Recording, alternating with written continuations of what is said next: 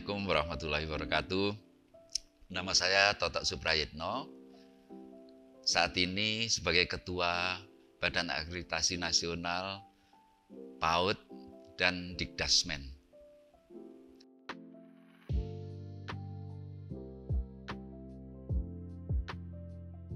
Yang saya pahami, Jabar Masagi itu ada empat langkah atau di dalam proses mendidik karakter, yaitu niti surti, niti harti, niti bukti, dan niti bakti.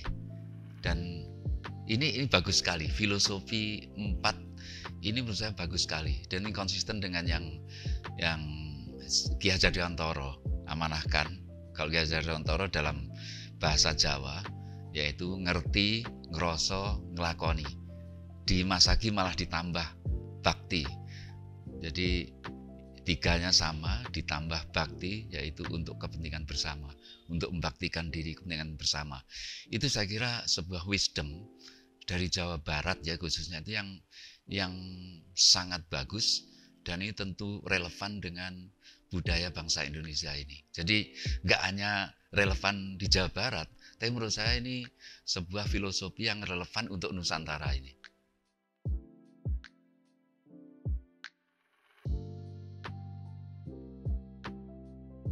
Saya sangat erat korelasinya.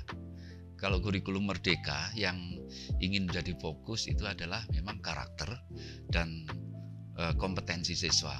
Atau kalau dalam bahasa klasiknya ya 3 hal itu, budi pekerti, daya nalar, dan tubuh anak.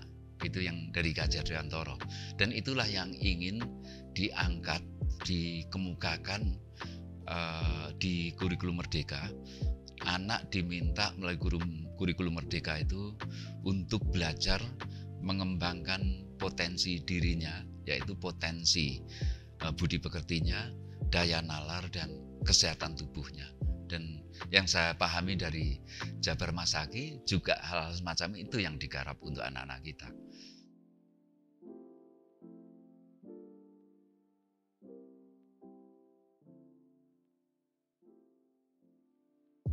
Karena filosofi yang diangkat seperti tadi itu bagi sekolah, khususnya kondisi saat ini di mana anak-anak kita dihadapkan pada tantangan yang luar biasa ya, tantangan zaman yang luar biasa yang serba berubah dengan sangat cepat.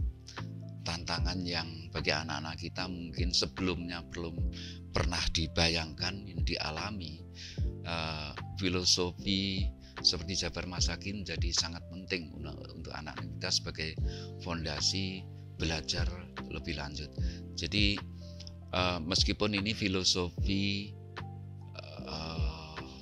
klasik ya, ini kan filosofi klasik gitu, dan ternyata sangat relevan dengan suasana modern saat ini gitu ya, dimana seperti kita ketahui ketika anak-anak itu menghadapi tantangan yang serba berubah, apa yang diperlukan bagi mereka yaitu istilah sekarangnya soft skill yang handal, atau karakter yang handal, budi pekerti yang handal. Apalagi dengan datangnya robot, yang nggak dimiliki robot itu insya Allah adalah budi pekerti ini, dimana manusia itu bisa unggul dari robot karena budi pekertinya. Dan di sekolah-sekolah anak-anak harus ditumbuh kembangkan budi pekertinya ini, selain tentu juga kompetensinya, daya nalarnya ya. Tapi budi pekerti ini adalah keunggulan manusia yang harus dimaksimalkan potensinya melalui pendidikan di setiap sekolah ini.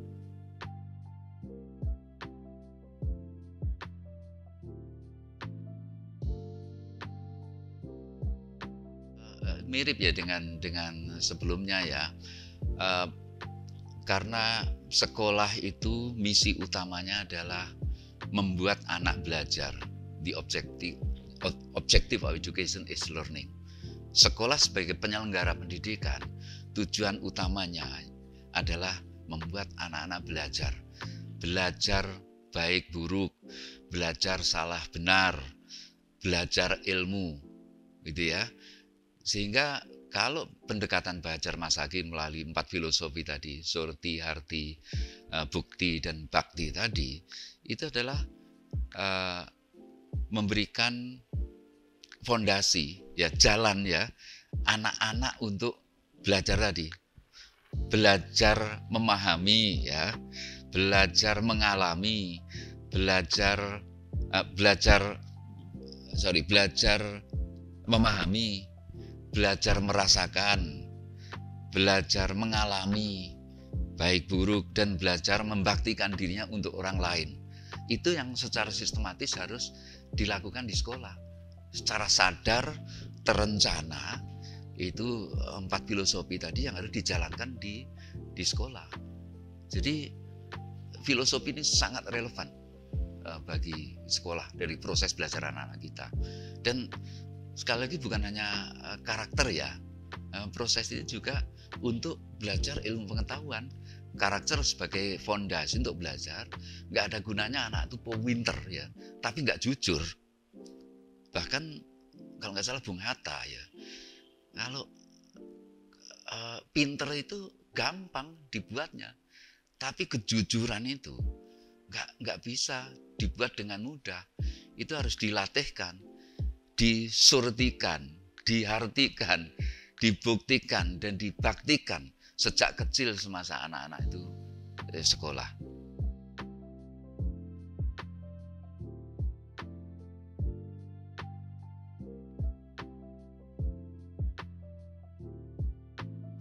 Oh, sangat menurut saya sayang sekali ya. Kemudian ini hanya dilakukan sementara gitu ya, karena lagi seneng-senengnya, lalu gegap gempita di mana-mana gitu ya.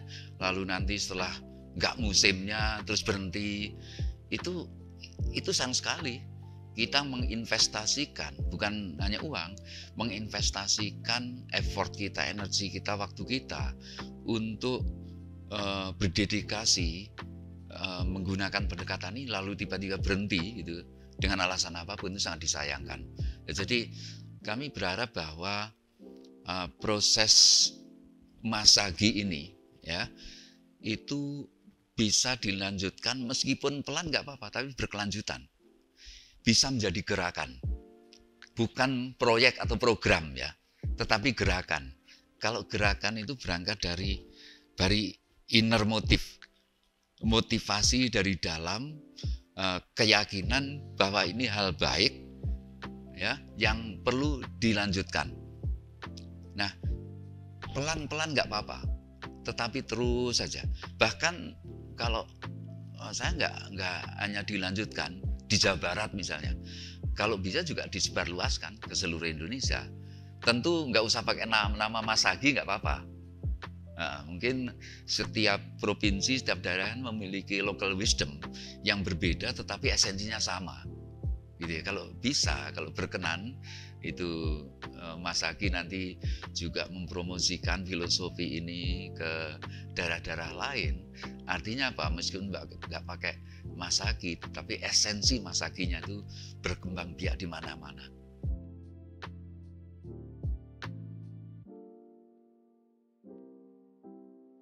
Jabar Masagi ini sebuah gerakan yang bagus. Saya namakan gerakan, bukan program. Sebuah gerakan yang sangat bagus. Kawan-kawan di Masagi, terima kasih ya telah memiliki ide yang luar biasa ini. Dan saya harapkan tidak cepat lelah ya, tidak cepat lelah menggarap pendidikan, garap anak-anak ini. Jangkanya sangat panjang. Sekarang di Masagi belum tentu besok itu jadi masyarakat Masagi. Mungkin kita perlu nunggu tahunan, mungkin belasan tahun untuk melihat hasilnya.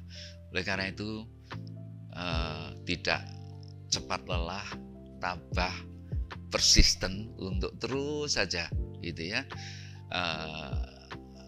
garap mendidik anak-anak dengan cara ini. Itu saya kira yang mental yang perlu dipersiapkan ya. Dan Kalau saya pribadi senang sekali dan keinginan untuk mengembangbiakkan tadi, kalau itu bisa disetujui, saya kira ini hal yang sangat bagus supaya tercipta Masagi, masyarakat Masagi nggak hanya di Jawa Barat tapi juga di seluruh Indonesia.